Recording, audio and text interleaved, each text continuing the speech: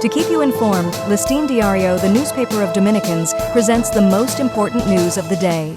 Cover news for Sabad P. December 28, 2024.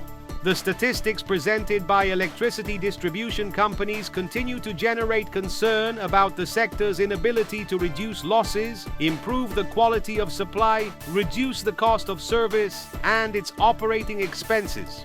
The average growth of the Dominican economy between January and November of this year was 5.1%, in a context in which the interannual inflation observed at the end of this period was 3.18%.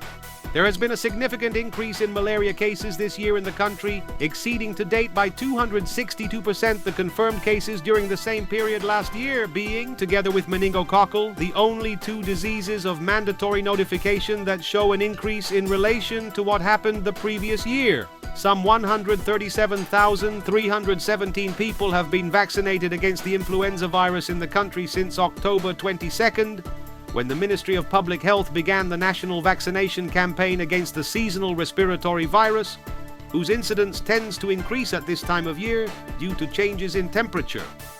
The National Police claims to have identified the alleged perpetrator of the death with a firearm of the teenager Weslin Yarismal Cruz, 16 years old, which occurred during a social conflict in the 27th of February neighborhood in the National District.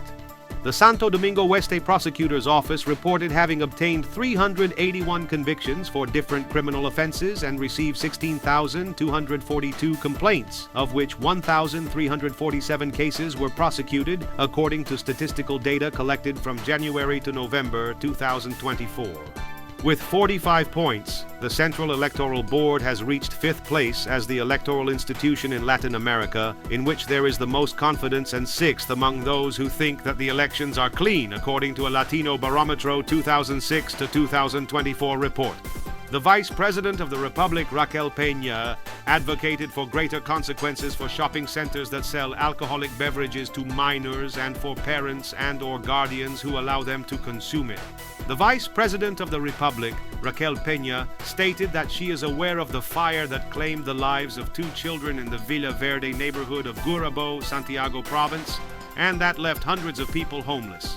Mrs. Nidia Altagracia Suarez Perez, alias Mirita, could not contain her emotion when she saw the presence in her destroyed home of a commission from the Ministry of Housing and the General Directorate of Community Development, headed by the Governor Maria Esther Diaz Medina, after the publication of a report in Listín Diario. For Listín Diario, voiceover and translation by Danny Leon. To keep you informed, Listín Diario, the newspaper of Dominicans, presented the most important news of the day.